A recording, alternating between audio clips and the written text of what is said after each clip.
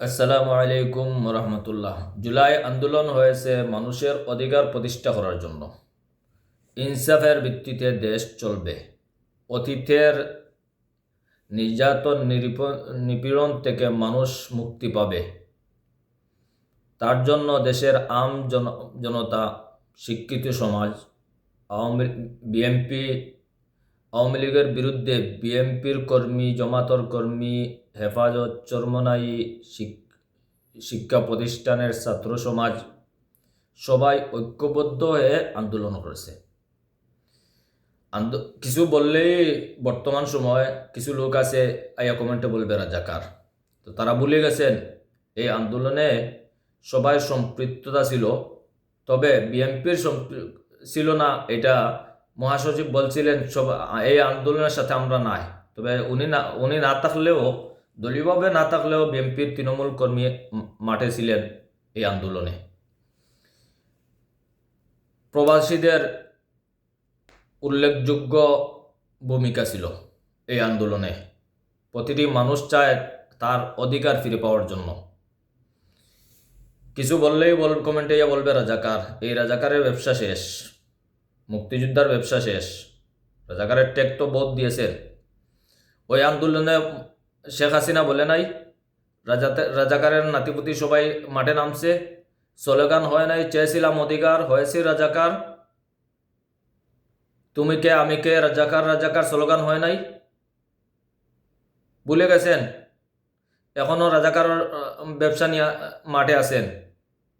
স্বৈরাচারের সময় 16 বৎসর আওয়ামী লীগ নির্যাতন করছে, ভিডিও করছি, প্রতিবাদ জানাইছি। সন্ত্রাস, রাজধানী, গুম, খুন, ছিনতাই বিরুদ্ধে এরকম গালি শুনতে হয় নাই।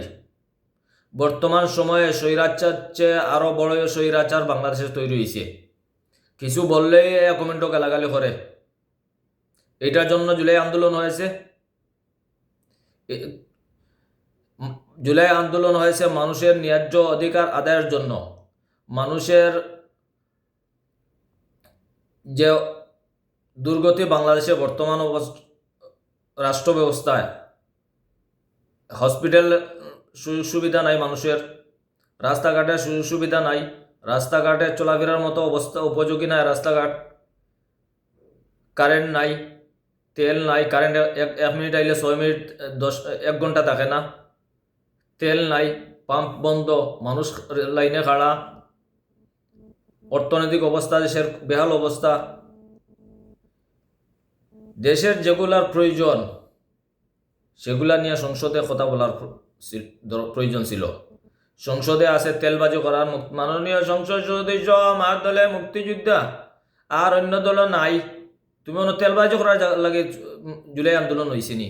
জুলাই সাথে সাথে যে মাননীয় স্পিকার যে বলছেন, বিরোধী দলীয় একজন আমার সামনে বসা আছে, নাই বললো কে মুক্তিযোদ্ধা, চেরা খালা হয়ে গেছে।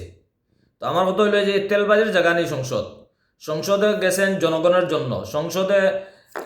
সংসদে গেছেন জুলাই আন্দোলনে যারা আহত নিহত হয়েছেন তাদের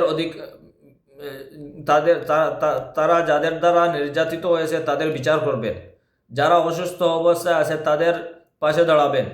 দেশের জনগণ অসহায়, অসুস্থ, দরিদ্র মানুষদের পাশে কিভাবে দাঁড়াবেন সেখানে কথা বলবেন। দেশের দুর্নীতি দূর করার ব্যবস্থা নেবেন। দেশের লুট করা টাকাগুলা ফিরে আনবেন কিভাবে। দেশের মানুষের ভাগ্যর পরিবর্তনের জন্য সংসদে কথা বলবেন। শুধু তেলবাজির জন্য সংসদে গেছেন? এই তেলবাজির জন্য জুলাই আন্দোলন হয় নাই। প্রবাসে দেশে সবাই মিলে ঐক্যবদ্ধ জুলাই আন্দোলন হয়েছে কেউর তেলবাজির জন্য না, কেউর মন্ত্রিত্বের জন্য না। এটা জনগণের ভাগ্যর পরিবর্তনের জন্য, দেশের মানুষের অধিকার আদায়ের জন্য আন্দোলন হয়েছে। এখন কথা বললেই গালাগালি করেন, কথা বললেই, সত্য কথা বললেই বন্ধ করার চেষ্টা করেন। দেশের মানুষ দেখেছে জুলাই আন্দোলনের আগে